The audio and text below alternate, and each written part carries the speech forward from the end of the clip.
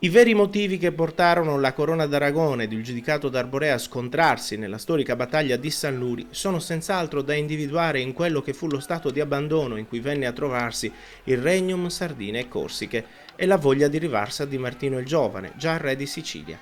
Martino poteva disporre di 8.000 fanti e 3.000 uomini a cavallo, era lui il condottiero dei temibili aragonesi.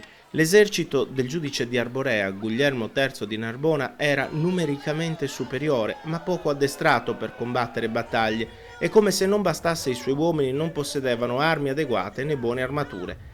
San Luri ha ricordato questo triste spaccato di storia sarda che si concluse con l'eccidio dell'esercito del Regno d'Arborea, riproponendo lo storico scontro che vide la prima vittoria aragonese in Subruncu de Sabattalla.